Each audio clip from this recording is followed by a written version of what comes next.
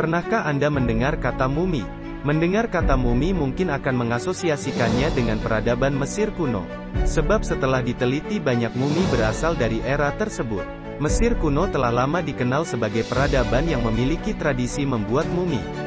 Seperti diketahui, mumi adalah suatu tindakan pengawetan mayat dengan cara meletakkan jasad manusia di tempat yang sangat kering ataupun sangat dingin tanpa oksigen. Pengawetan mayat ini juga dapat menggunakan bahan-bahan kimia tertentu. Pada zaman Mesir kuno, jasad yang diawetkan biasanya adalah seseorang yang pernah berkuasa baik raja ataupun ratu. Tujuan pengawetan jasad itu yakni supaya di masa mendatang jasa-jasa mereka akan terus dikenang.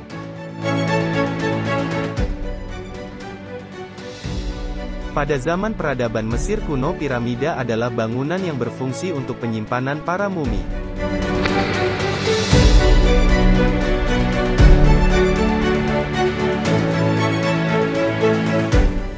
Namun, selain di Mesir, di Indonesia ada tradisi pengawetan jenazah.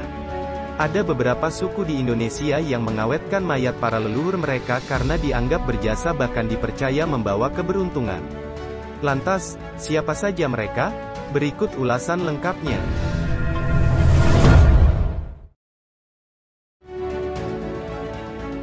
Suku Dani, Papua. Pada masa prasejarah suku Dani di Lembah Baliem, Papua, memiliki dua tradisi penguburan yaitu jenazah dibakar atau disimpan dalam bentuk mumi. Penanganan mayat dengan cara dikremasi umumnya dilakukan untuk seluruh anggota suku Dani. Ini berlaku untuk orang-orang yang meninggal baik karena tua, sakit maupun mati terbunuh. Sedangkan mumifikasi hanya berlaku untuk orang-orang tertentu saja. Proses mumifikasi merupakan cara masyarakat suku Dani yang menempati Lembah Baliem, Wamena, untuk menghormati mayat kepala adat mereka. Setelah meninggal jasad akan dikeluarkan organ bagian dalam tubuhnya, yang kemudian seluruh tubuh jenazah akan dilumuri dengan minyak babi. Yang kemudian akan dimasukkan ke dalam honai khusus.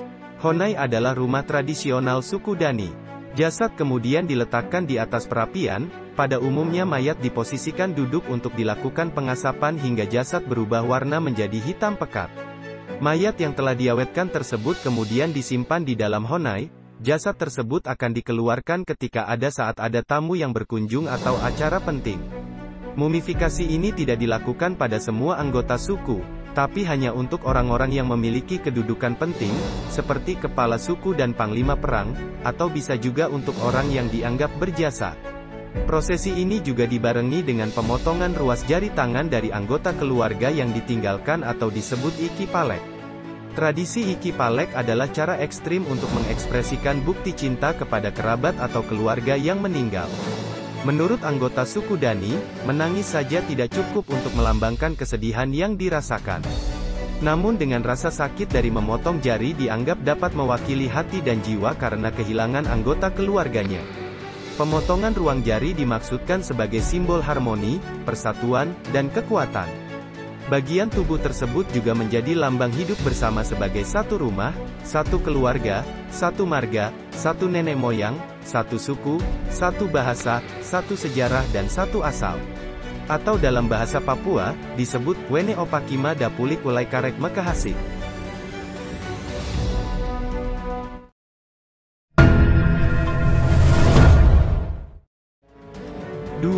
Suku Moni Papua tak kalah ekstrimnya dengan suku Dani. Mumi suku Moni adalah sosok bernama Belau Mala yang dianggap sangat berjasa karena telah mengantarkan seorang misionaris pertama menuju desa dengan selamat. Proses mumifikasi Belau Mala berbeda dengan suku Dani.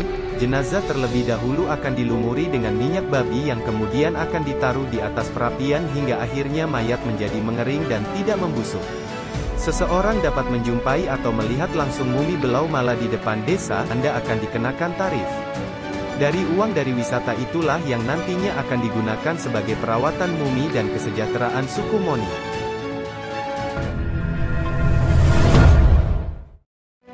3. Mumi suku Toraja, Sulawesi Selatan. Suku Toraja adalah salah satu suku di Indonesia yang mendiami wilayah Tanah Toraja di Sulawesi Selatan.